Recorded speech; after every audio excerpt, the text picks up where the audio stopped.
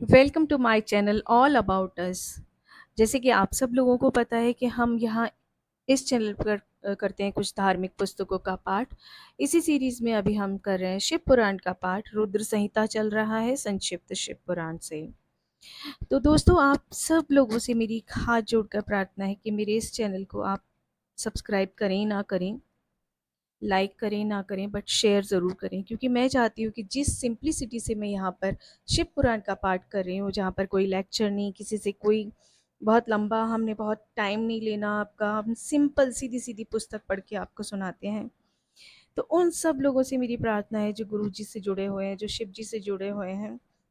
तो वो सब लोग जो शिव पुराण सुनना चाहते हैं या पढ़ना चाहते हैं, पढ़ नहीं पाते, टाइम नहीं मिलता, तो यहाँ थोड़ा सा टाइम निकाल कर बस शिव पुराण को यहाँ सुन सकते हैं।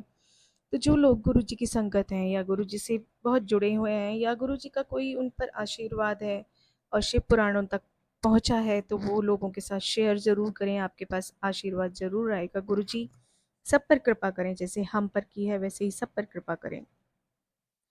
तो यहाँ अध्याय रहेगा हमारा 20 और 21, और शीर्षक है श्री शिव की आराधना के लिए पार्वती जी की दुष्कर तपस्या। ब्रह्मा जी कहते हैं, हे देवर्षि, तुम्हारे चले जाने पर प्रफुल्ल चित्त हुई पार्वती ने महादेव जी को तपस्या के से ही साध्य माना और तपस्या के लिए मन ही मन में निश्चय किया। तब उन्होंने अपनी सखी जया और विजया के द्वारा पिता हिमाचल और माता मैना की आज्ञा मांगी। पिता ने तो स्वीकार कर लिया, परंतु माता मैना ने स्नेहवश अनेक प्रकार से समझाया और घर से दूर वन में जाकर तप करने से पुत्री को रोका। मैना के तपस्या के लिए वन में जाने से रोकते हुए ओ और माँ ऐसे शब्द निकले जिसका अर्थ होता है बाहर ना जाओ। ऐसा कहा इसलिए उस समय शिवा का नाम उमा हो गया। मुने शैलराज की प्यारी पत्नी मैना ने रोकने से शिवा को दुखी हुई जान अपना विचार बदल दिया और पार्वती को तपस्या के लिए जाने की आज्ञा दे दी। मुनि श्रेष्ठ, माता की वह आज्ञा पाकर उत्तम व्रत का पालन करने वाली पार्वती ने भगवान शंकर का स्मरण कर अपने मन में बड़े सुख का अनुभव किया। माता पिता को प्रसन्नता पूर्वक प्रणाम करके शिव के स्मरण पूर्वक दोनों सखियों के साथ वे तपस्या करने के लिए चली गईं। अनेक प्रकार के प्रिय वस्त्रों का परित्याग करके पार्वती ने कटि प्रदेश में सुंदर मूंज की मेखला बांध शीघ्र ही वलकल धारण कर लिया। हार का परिहार करके उत्तम मृग चर्म को हृदय से लगा लिया। तत्पश्चात वे तपस्या के लिए गंगावतरण यानी कि गंगोत्री तीर्थ की ओर चली गईं, जहाँ ध्यान लगाते हुए भगवान शंकर ने कामदेव को दग्ध किया था। हिमालय का वह शिखर गंगावतरण के नाम से प्रसिद्ध है। वहीं परम उत्तर श्रृंगी तीर्थ में पार्वती ने तपस्या प्रारंभ की। गौरी के तप करने से ही उसका गौरी शिखर नाम हो गया। मुने शिवा ने अपनी तप की परीक्षा के लिए वहां बहुत से सुंदर और पवित्र वृक्ष लगाए जो फल देने वाले थे। सुंदरी पार्वती ने पहले भूमि शुद्ध करके वहां एक वेदी का निर्माण किया। तदनंतर ऐसी तपस्या आरंभ की जो मुनियों के लिए भी दुष्कर थी। वे मन सहित संपूर्ण इंद्रियों को शीघ्र ही काबू में करके उस वेदी पर उच्च कोटि की तपस्या करने लगी। ग्रीष्म ऋतु में अपने चारों ओर दिन रात आग जलाए रखकर वे बीच में बैठती और निरंतर पंचाक्षर मंत्र का जप करती रहती थीं। वर्षा ऋतु में वेदी पर सुस्थिर आसन से बैठकर या किसी पत्थर की चट्टान पर ही आसन लगाकर वे निरंतर वर्षा की जलधारा से भीगती रहती थीं। शीतकाल में निराहार रहकर भगवान शंकर के भजन में तत्पर हो वे सदा शीतल जल के भीतर खड़ी रहती और रात भर बर्फ की चट्टानों पर बैठा करती थी। इस प्रकार तप करती हुई पंचाक्षर मंत्र के जप में संलग्न हो शिवा संपूर्ण मनोवांछित फलों के दाता शिव का ध्यान करती थीं। प्रतिदिन अवकाश मिलने पर वे सखियों के साथ अपने लगाए हुए वृक्षों को प्रसन्नतापूर्वक सींचती और वहां पधारे हुए अतिथि का आतिथ्य सत्कार भी करती थी। शुद्ध चित्त वाली पार्वती ने प्रचंड आंधी, कड़ाके की सर्दी, अनेक प्रकार की वर्षा और दुस्सह धूप का भी सेवन किया। उनके ऊपर वहां नाना प्रकार के दुख आए, परंतु उन्होंने उन सबको कुछ नहीं गिना। वे केवल शिव में मन लगाकर वहां स्वस्थिर भाव से खड़ी या बैठी रहती थीं। उनका पहला वर्ष फलाहार में बीता और दूसरा वर्ष उन्होंने केवल पत्ते चबाकर बिताया। इस तरह तपस्या करती हुई देवी पार्वती ने क्रमशः असंख्य वर्ष व्यतीत कर दिए। तदनंतर हिमवान की पुत्री शिवा देवी पत्ते खाना भी छोड़कर सर्वथा निराहार रहने लगीं। तो भी तपश्चर्या में उनका अनुराग बढ़ता ही गया। हिमाचल पुत्री शिवा ने भोजन के लिए पर्ण का भी त्याग कर दिया, इसलिए देवताओं ने उनका नाम अपर्णा रख दिया। इसके बाद पार्वती भगवान शिव के स्मरण पूर्वक एक पैर से खड़ी हो पंचाक्षर मंत्र का जप करती हुई बड़ी भारी तपस्या करने लगी। उनके अंग चीर और वल्कल से ढके हुए थे। वे मस्तक पर जटाओं का समूह धारण किए रहती थीं। इस प्रकार शिव के चिंतन में लगी हुई पार्वती ने अपनी तपस्या के द्वारा मुनियों को जीत लिया। उस तपोवन में महेश्वर के चिंतन पूर्वक तपस्या करती हुई काली के 3000 वर्ष व्यतीत गए। तदनंतर जहां महादेव जी ने 60,000 वर्षों तक तप किया था, उस स्थान पर क्षण भर ठहरकर शिवा देवी इस प्रकार चिंता करने लगी, क्या महादेव जी इस समय यह नहीं जानते कि मैं उनके लिए नियमों के पालन में तत्पर हो तपस्या कर रही हूँ? फिर क्या कारण है कि सुदीर्घ काल से तपस्या में लगी हुई मुझ सेविका के पास वे अभी तक नहीं आए? लोक में, वेद में और मुनियों द्वारा सदा गिरीश की महिमा का गान किया जाता है। सब यही कहते हैं कि भगवान शंकर सर्वज्ञ, सर्वात्मा, सर्वदर्शी, समस्त ऐश्वर्यों के दाता हैं। दिव्य शक्ति संपन्न, सबके मनोभावों को समझ लेने वाले, भक्तों को उनकी अभीष्ट वस्तु देने वाले और सदा समस्त क्लेशों का निवारण करने वाले हैं। यदि मैं समस्त कामनाओं का परित्याग करके भगवान वृषभध्वज में अनुरक्त हुई हूँ, तो वे परम कल्याणकारी भगवान शिव यहाँ मुझ पर अभी तक प्रसन्न क्यों नहीं होते? यदि मैंने नारद तंत्रोक्त शिव पंचाक्षर मंत्र का सदा उत्तम भक्ति भाव से विधि पूर्वक जप किया हो, तो भगवान शंकर मुझ पर प्रसन्न हों। यदि मैं सर्वेश्वर शिव की भक्ति से युक्त और निराकार हूँ, तो भगवान शंकर मुझ पर अत्यंत प्रसन्न हों। इस तरह नित्य चिंतन करती हुई जटा वल्कल धारिणी निर्विकारा पार्वती मुंह नीचे किए सुदीर्घ काल तक तपस्या में लगी रही। उन्होंने ऐसी तपस्या की जो मुनियों के लिए भी दुष्कर थी। वहां उस तपस्या का स्मरण करके पुरुषों को बड़ा विस्मय हुआ। महर्षि, पार्वती की तपस्या का यह दूसरा प्रभाव पड़ा था, उसे भी इस समय सुनो। जगदम्बा पार्वती का वह महान तप परम आश्चर्यजनक था, जो स्वभावतः एक दूसरे के विरोधी थे।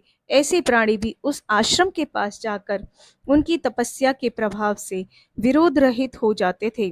सिंह और गौ आदि सदा रागादि दोषों से संयुक्त रहने वाले पशु भी पार्वती के तप की महिमा से वहां परस्पर बाधा नहीं पहुंचाते थे। मुनिश्रेष्ठ, इसके अतिरिक्त जो स्वभावतः एक दूसरे के वैरी हैं, वे चूहे, बिल्ली आदि दूसरे दूसरे जीव भी उस आश्रम पर कभी रोष आदि विकारों से युक्त नहीं होते थे। वहां के सभी वृक्षों में सदा फल लगे रहते थे। भांति भांति के तृण और विचित्र पुष्प उस वन की शोभा बढ़ाते थे। वहां का सारा वन प्रांत कैलाश के समान हो गया था। पार्वती की तप की सिद्धि का साकार रूप बन गया था। अध्याय 21 यहाँ समाप्त हुआ। अब करेंगे अपना अगला अध्याय 22 का पाठ, जिसका शीर्षक है पार्वती की तपस्या विषयक दृढ़ता, उनका पहले से भी उग्र तप, उससे त्रिलोकी का संतप्त होना और समस्त देवताओं के साथ ब्रह्मा और विष्णु का भगवान शिव के पास स्थान पर जाना। ब्रह्मा जी कहते हैं, मुनीश्वर, शिव की प्राप्ति के लिए इस प्रकार तपस्या करती हुई पार्वती के बहुत वर्ष व्यतीत हो गए, तो भी भगवान शंकर प्रकट नहीं हुए। तब हिमाचल, मैना, मेरु और मंदराचल आदि ने आकर पार्वती को समझाया और शिव की प्राप्ति को अत्यंत दुष्कर बताकर उनसे यह अनुरोध किया कि तुम तपस्या छोड़कर घर को लौट चलो। तब उन सब की बात सुनकर पार्वती ने कहा, पिताजी, माताजी और मेरे सभी बांधव, मैंने पहले जो बात कही थी उसे क्या आप लोगों ने भुला दिया है? अस्तु, इस समय भी मेरी जो प्रतिज्ञा है उसे आप लोग सुन लें। जिन्होंने रोष से कामदेव को जलाकर भस्म कर दिया, वे महादेव जी यद्यपि विरक्त हैं, तो भी मैं अपनी तपस्या से उन भक्त वत्सल भगवान शंकर को अवश्य संतुष्ट करूंगी। आप सब लोग प्रसन्नता पूर्वक अपने अपने घर को जाएं। महादेव जी की संतुष्ट महादेव जी संतुष्ट होंगे ही, इसमें अन्यथा विचार की आवश्यकता नहीं है। जिन्होंने कामदेव को जलाया है, जिन्होंने इस पर्वत के वन को भी जलाकर भस्म कर दिया है, उन भगवान शंकर को मैं केवल अपनी तपस्या से यहीं बुलाऊंगी। महाभागगण, आप यह जान लें कि महान तपोबल से ही भगवान सदाशिव की सेवा सुलभ हो सकती है। यह मैं आप लोगों से सत्य और सत्य कहती हूँ। सुमधुर भाषण करने वाली पर्वत राजकुमारी शिवा, माता मेनका, भाई मैनाक, पिता हिमालय और मंदराचल आदि से उपर्युक्त बात कहकर शीघ्र चुप हो गईं। शिवा के ऐसा कहने पर वे चतुर चालाक पर्वत, गिरिराज, सुमेरु आदि गिरजा की बार बार प्रशंसा करते हुए अत्यंत विस्मित हो जैसे आए थे वैसे ही लौट गए। उन सबके चले जाने पर सखियों से घिरी हुई पार्वती मन में यथार्थ निश्चय करके पहले से भी अधिक उग्र तप करने लगी। मुनिश्रेष्ठ देवताओं, असुरों, मनुष्यों और चराचर प्राणियों सहित समस्त त्रैलोकी की उस महती तपस्या से संतप्त हो उठी थी। उस समय समस्त देवता, असुर, यक्ष, किन्नर, चारण, सिद्ध, साध्य, मुनि, विद्याधर, बड़े बड़े नाग, प्रजापति, गुह्यक और अन्य लोग महान से महान कष्ट में पड़ गए, परंतु इसका कोई कारण उनकी समझ में नहीं आया। तब इंद्र आदि सब देवता मिलकर गुरु बृहस्पति से सलाह लेने के लिए विवलता के साथ सुमेरु पर्वत पर मुझ विधाता की शरण में आए। उस समय उनके सारे अंग संतप्त हो रहे थे। वहां आकर मुझे प्रणाम कर उन सभी व्याकुल और कांतिहीन देवताओं ने मेरी स्तुति की और एक साथ ही मुझसे पूछा, प्रभु, जगत के संतप्त होने का क्या कारण है? उनका यह प्रश्न सुनकर मन ही मन शिव का स्मरण करके विचार पूर्वक मैंने सब कुछ जान लिया। इस समय विश्व में जो दाह उत्पन्न हो गया है वह गिरिजा की तपस्या का फल है। यह जानकर मैं उन सब के साथ शीघ्र ही क्षीर सागर को गया। वहां जाने का उद्देश्य भगवान विष्णु से यह सब कुछ बताना था। वहां पहुंचकर मैंने देखा भगवान श्री हरि सुखद आसन पर विराजमान है। देवताओं के साथ मैंने हाथ जोड़कर प्रणाम पूर्वक उनकी स्तुति की और कहा, महाविष्णु, तपस्या में लगी हुई पार्वती के परम उग्र तप से संतप्त हो हम सब लोग आपकी शरण में आए हैं, आप हमें बचाइए। यह सब देवताओं की बात सुनकर श्रेष्ठ शैया पर बैठे हुए भगवान लक्ष्मीपति हमसे बोले, श्री विष्णु ने कहा, देवताओं, मैंने आज पार्वती जी की तपस्या का सारा कारण जान लिया है, अतः तुम लोगों के साथ अब परमेश्वर शिव के समीप चलता हूँ। हम सब लोग मिलकर यह प्रार्थना करेंगे कि वे गिरिजा को ब्याह कर अपने यहाँ ले आएं। अमरो, इस समय समस्त संसार के कल्याण के लिए भगवान से शिवा के पाणी ग्रहण के लिए अनुरोध करना है। देवादिदेव पिनाकधारी भगवान शिव शिवा को वर देने के लिए जैसे भी वहीं उनके आश्रम पर जाएं। इस समय हम वैसा ही प्रयत्न करेंगे। अतः परम मंगलमय महाप्रभु रुद्र जहाँ उग्र तपस्या में लगे हुए हैं वहीं हम सब लोग चलें। भगवान विष्णु की यह बात सुनकर समस्त देवता आदि हठी, क्रोधी और जलाने के लिए उद्यत रहने वाले प्रलयंकर रुद्र से अत्यंत भयभीत हो बोले।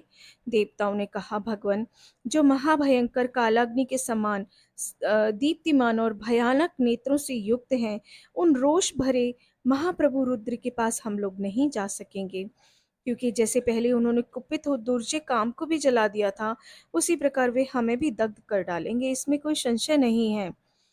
मुने, इंद्रादि देवताओं की बात सुनकर लक्ष्मीपति श्री हरि ने उन सबको सांत्वना देते हुए कहा, श्री हरि बोले, देवताओं, तुम सब लोग प्रेम और आदर के साथ मेरी बात सुनो। भगवान शिव देवताओं के स्वामी और उनके भय का नाश करने वाले हैं।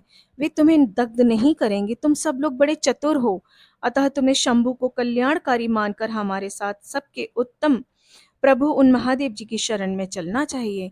भगवान शिव पुराण पुरुष, सर्वेश्वर, वरणीय, परात्पर, तपस्वी और परमात्मा स्वरूप हैं, अतः हमें उनकी शरण में अवश्य चलना चाहिए। प्रभावशाली विष्णु के ऐसा कहने पर सब देवता उनके साथ पिनाकपाणी शिव का दर्शन करने के लिए गए। मार्ग में पार्वती का आश्रम पहले पड़ता था, अतः उन गिरिराज नंदिनी की तपस्या देखने के लिए विष्णु आदि सब देवता कौतूहल पूर्वक उनके आश्रम पर गए। पार्वती के श्रेष्ठ तप को देखकर सब देवता उनके उत्तम तेज से व्याप्त हो गए। उन्होंने तपस्या में लगी हुई उन तेजोमयी जगदम्बा को नमस्कार किया और साक्षात सिद्ध स्वरूपा शिवा देवी के तप की भूरी भूरी प्रशंसा करते हुए वे सब देवता उस स्थान पर गए जहाँ भगवान वृषभध्वज विराजमान थे। मुने, वहां पहुंचकर सब देवताओं ने पहले तुम्हें उनके पास भेजा और स्वयं वे मदन दहनकारी भगवान हर से दूर ही खड़े हो गए। वे वहीं से देखते रहे कि भगवान शिव कुपित हैं या प्रसन्न हैं। नारद, तुम तो सदा निर्भय रहने वाले और विशेषतः शिव के भक्त हो, अतः तुमने भगवान शिव के स्थान पर जाकर उन्हें सर्वथा प्रसन्न देखा।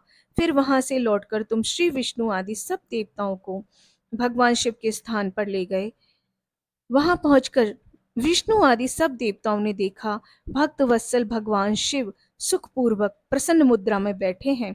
अपने गणों से घिरे हुए शंभु तपस्वी का रूप धारण किए हुए योग पट्ट पर आसीन थे। उन परमेश्वर रूपी शंकर का दर्शन करके मेरे सहित श्री विष्णु और अन्य देवताओं, सिद्धों और मुनीश्वरों ने उन्हें प्रणाम करके वेदों और उपनिषदों के सूत्रों द्वारा उनका स्तवन किया। तो अध्याय 22 यहाँ समाप्त होता है। आप करते हैं अपना अगला अध्याय, अध्याय 23, जिसका शीर्षक है देवताओं का भगवान शिव से पार्वती के साथ विवाह करने का अनुरोध, भगवान का विवाह के दोष बताकर अस्वीकार करना और उनके पुनः प्रार्थना करने पर स्वीकार कर लेना। ब्रह्मा जी कहते हैं, नारद, देवताओं ने वहां पहुंचकर भगवान रुद्र को प्रणाम करके उनकी स्तुति की। तब नंदिकेश्वर ने भगवान शिव से उनकी दीन बंधुता और भक्त वत्सलता की प्रशंसा करते हुए कहा, प्रभु, देवता और मुनि संकट में पड़कर आपकी शरण में आए हैं। हे सर्वेश्वर, आप उनका उद्धार करें। दयालु नंदी के इस प्रकार सूचित करने पर भगवान शंभु धीरे धीरे आंख खोलकर ध्यान से उपरत हुए। समाधि से विरत हो परम ज्ञानी परमात्मा और ईश्वर शंभु ने समस्त देवताओं से इस प्रकार कहा। शंभु बोले, श्री विष्णु और ब्रह्मा आदि देवेश्वरों, तुम सब लोग मेरे समीप कैसे आए? तुम अपने आने का जो कारण हो वह शीघ्र बताओ। भगवान शंकर का यह वचन सुनकर सब देवता प्रसन्न हो कारण बताने के लिए भगवान विष्णु के मुंह की ओर देखने लगे। तब शिव के महान भक्त और देवताओं के हितकारी श्री विष्णु मेरे बताए हुए देवताओं के महत्तर कार्य को सूचित करने लगे। उन्होंने कहा, शंभो, तारकासुर ने देवताओं को अत्यंत अद्भुत और महान कष्ट प्रदान किया है। यही बताने के लिए सब देवता यहाँ आए हैं। हे भगवान, आपके औरस पुत्र से ही तारक दैत्य मारा जा सकेगा और किसी प्रकार से नहीं। मेरा यह कथन सर्वथा सत्य है। हे महादेव, इस प्रकार विचार करके आप कृपा करें। आपको नमस्कार है। हे स्वामिन, तारकासुर के द्वारा उपस्थित किए गए इस कष्ट से आप देवताओं का उद्धार कीजिए। हे देव शंभो, आप दाहिने हाथ से गिरिजा का पाणी ग्रहण करें। गिरिराज हिमवान के द्वारा दी हुई महानुभावा पार्वती को पाणी ग्रहण के द्वारा ही अनुग्रहित कीजिए। श्री विष्णु का यह वचन सुनकर योग परायण भगवान शिव ने उन सबको उत्तम गति का दर्शन कराते हुए इस प्रकार कहा, देवताओं, जो ही मैंने सर्वांग सुंदरी गिरिजा देवी को स्वीकार किया, त्यों ही समस्त सुरेश्वर और ऋषि मुनि सकाम हो जाएंगे। फिर तो वे परमार्थ पथ पर चलने में समर्थ ना हो सकेंगे। दुर्गा अपने पाणी ग्रहण मात्र से ही कामदेव को जीवित कर देगी। विष्णु, मैंने कामदेव को जलाकर देवताओं का बहुत बड़ा कार्य सिद्ध किया है। आज से सब लोग मेरे साथ सुनिश्चित रूप से निष्काम होकर रहें। देवताओं जैसे मैं हूँ, उसी तरह तुम सब लोग पृथक पृथक रहकर कोई विशेष प्रयत्न किए बिना ही अत्यंत दुष्कर और उत्तम तपस्या कर सकोगे। अब उस मदन के न होने से तुम सब देवता समाधि के द्वारा परमानंद का अनुभव करते हुए निर्विकार हो जाओ, क्योंकि काम नरक की ही प्राप्ति कराने वाला है। काम से क्रोध होता है, क्रोध से मोह होता है और मोह से तपस्या नष्ट होती है। अतः तुम सभी श्रेष्ठ देवताओं को काम और क्रोध का परित्याग कर देना चाहिए। मेरे इस कथन को कभी अन्यथा नहीं मानना चाहिए। ब्रह्मा जी कहते हैं, नारद, वृषभ के चिन्ह से युक्त ध्वजा धारण करने वाले महादेव ने इस प्रकार की बातें सुनाकर ब्रह्मा विष्णु देवताओं और मुनियों को निष्काम धर्म का उपदेश दिया। तदनंतर भगवान शंभु पुनः ध्यान लगाकर चुप हो गए और पहले की ही भांति पार्षदों से घिरे हुए सुस्थिर भाव से बैठ गए। वे अपने मन में ही स्वयं आत्मस्वरूप निरंजन, निराभास, निर्विकार, निरामय, परात्पर, नित्य ममता रहित, निरवग्रह, शब्दातीत, निर्गुण, ज्ञान गम्य और प्रकृति से परमात्मा का चिंतन करने लगे। इस प्रकार परम स्वरूप का चिंतन करते हुए वे ध्यान में स्थित हो गए। बहुत से प्राणियों की सृष्टि करने वाले भगवान शिव ध्यान करते करते ही परमानंद में निमग्न हो गए। श्री हरि और इंद्र आदि देवताओं ने जब परमेश्वर शिव को ध्यान मग्न देखा, तब उन्होंने नंदी की सम्मति ली। नंदी ने पुनः दीन भाव से स्तुति करने के लिए कहा। उनकी इस सत्सम्मति के अनुसार देवता स्तुति करने लगे। वे बोले, हे देव, महादेव, करुणा सागर प्रभु, हम आपकी शरण में आए हैं, आप महान क्लेश से हमारा उद्धार कीजिए। ब्रह्मा जी कहते हैं, नारद इस प्रकार बहुत दीनतापूर्ण उक्ति से देवताओं ने भगवान शंकर की स्तुति की। इसके बाद वे सब देवता प्रेम से व्याकुल चित्त हो उच्च स्वर से फूट फूट कर रोने लगे। मेरे साथ भगवान श्री हरि उत्तम भक्ति भाव से युक्त हो मन ही मन भगवान शंभु का स्मरण करते हुए अत्यंत दीनतापूर्वक वाणी द्वारा उनसे अपना अभिप्राय निवेदन करने लगे। देवताओं के मेरे तथा श्री हरि के इस प्रकार बहुत स्तुति करने पर भगवान महेश्वर अपनी भक्त वत्सला के कारण ध्यान से विरत हो गए। उनका मन अत्यंत प्रसन्न था। वे भक्त वत्सल शंकर श्री हरि आदि को करुणा दृष्टि से देखकर उनका हर्ष बढ़ाते हुए बोले, विष्णु, ब्रह्मन तथा इंद्र आदि देवताओं, तुम सब लोग एक साथ यहाँ किस अभिप्राय से आए हो? मेरे सामने सच सच बताओ। श्री हरि ने कहा, महेश्वर, आप सर्वज्ञ हैं, सबके अंतर्यामी ईश्वर हैं। क्या आप हमारे मन की बात नहीं जानते? अवश्य जानते हैं, तथापि आपकी आज्ञा से मैं स्वयं भी कहता हूँ, सुखदायक शंकर, हम सब देवताओं को तारकासुर से अनेक प्रकार का दुख प्राप्त हुआ है, इसलिए देवताओं ने आपको प्रसन्न किया है। आपके लिए ही उन्होंने गिरिराज हिमालय से शिवा की उत्पत्ति कराई है। शिवा के गर्भ से आपके द्वारा जो पुत्र उत्पन्न होगा, उसी से तारकासुर की मृत्यु होगी, दूसरे किसी उपाय से नहीं होगी। ब्रह्मा जी ने उस दैत्य को यही वर दिया है, इस कारण दूसरे से उसकी मृत्यु नहीं हो पा रही है, अतः वह निडर होकर सारे संसार को कष्ट दे रहा है। इधर नारद जी की आज्ञा से पार्वती कठोर तपस्या कर रही हैं। उनके तेज से समस्त चराचर प्राणियों सहित त्रैलोकी आच्छादित हो गई है। इसलिए परमेश्वर, आप शिवा को वर देने के लिए जाइए। स्वामिन, देवताओं का दुख मिटाइए और हमें सुख दीजिए। हे शंकर, मेरे तथा देवताओं के हृदय में आपके विवाह का उत्सव देखने के लिए बड़ा भारी उत्साह है, अतः आप यथोचित रीति से विवाह कीजिए। परात्पर परमेश्वर, आपने रति को जो वर दिया था, उसकी पूर्ति का अवसर आ गया है, अतः अपनी प्रतिज्ञा को शीघ्र सफल कीजिए। ब्रह्मा जी कहते हैं, हे नारद, ऐसा कह उन्हें प्रणाम करके श्री विष्णु आदि देवताओं और महर्षियों ने नाना प्रकार के स्त्रोतों द्वारा पुनः उनकी स्तुति की। फिर वे सब के सब उनके सामने खड़े हो गए। भक्तों के अधीन रहने वाले भगवान शंकर भी, जो वेद मर्यादा के रक्षक हैं, देवताओं की बात सुन हंसकर बोले, हे हरे, हे विधे और हे देवताओं, तुम सब लोग आदर पूर्वक सुनो। मैं यथोचित विशेषतः विवेकपूर्ण बात कह रहा हूँ। विवाह करना मनुष्यों के लिए उचित कार्य नहीं है, क्योंकि विवाह दृढ़ता पूर्वक बांध रखने वाली एक बहुत बड़ी बेड़ी है। जगत के बहुत से कुसंग हैं, परंतु स्त्री का संग उनमें सबसे बढ़कर है। मनुष्य सारे बंधनों से छुटकारा पा सकता है, परंतु स्त्री प्रसंग रूपी बंधन से वह मुक्त नहीं हो पाता। लोहे और काठ की बनी हुई बेड़ियों में दृढ़ता पूर्वक बंधा हुआ पुरुष भी एक दिन उस कैद से छुटकारा पा जाता है, परंतु स्त्री, पुत्र आदि के बंधन में बंधा हुआ मनुष्य कभी छूट नहीं पाता। महान बंधन में डालने वाले विषय सदा बढ़ते रहते हैं। जिनका मन विषयों के वशीभूत हो गया है, उसके लिए मोक्ष स्वप्न में भी दुर्लभ है। विद्वान पुरुष यदि सुख चाहता है तो वह विषयों को विधि पूर्वक त्याग दे। विषयों को विष के समान बताया गया है, जिनके द्वारा मनुष्य मारा जाता है। विषयी के साथ वार्ता करने मात्र से मनुष्य क्षण भर में पतित हो जाता है। आचार्यों ने विषय को मिश्री मिलाई हुई वारुणी यानी कि मदरा कहा है। यद्यपि मैं इस बात को जानता हूँ और यद्यपि विषयों के इन सारे दोषों का मुझे विशेष ज्ञान है, तथापि मैं तुम्हारी प्रार्थना को सफल करूँगा, क्योंकि मैं भक्तों के अधीन रहता हूँ और भक्त वत्सलता वश उचित अनुचित सारे कार्य करता हूँ। इसलिए तीनों लोकों में यथोचित कर्ता के रूप में मेरी प्रसिद्धि है। भक्तों के लिए मैंने अनेक बार बहुत से प्रयत्न करके कष्ट सहन किए हैं। गृहपति होकर विश्वानर मुनि का दुख दूर किया है। हे विधे, अब अधिक कहने की क्या आवश्यकता।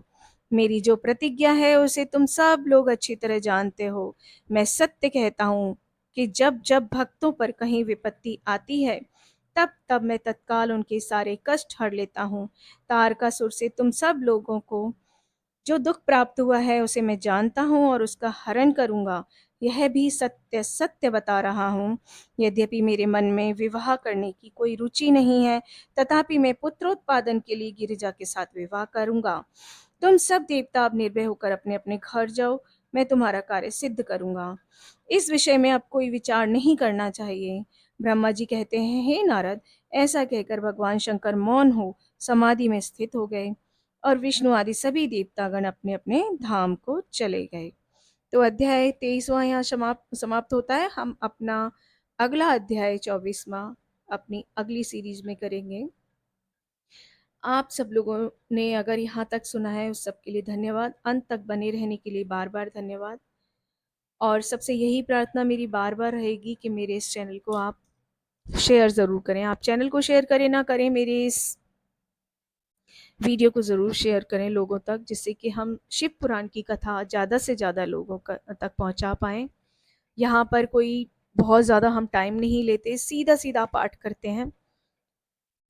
जो हम चैनल पर जो अपना बहुत सारे लोगों के मैंने शिव पुराण के चैनल देखे, मैं उनको ये नहीं कह रही, वो उनकी अपनी तरीके हैं, मुझे कोई तरीका नहीं आता।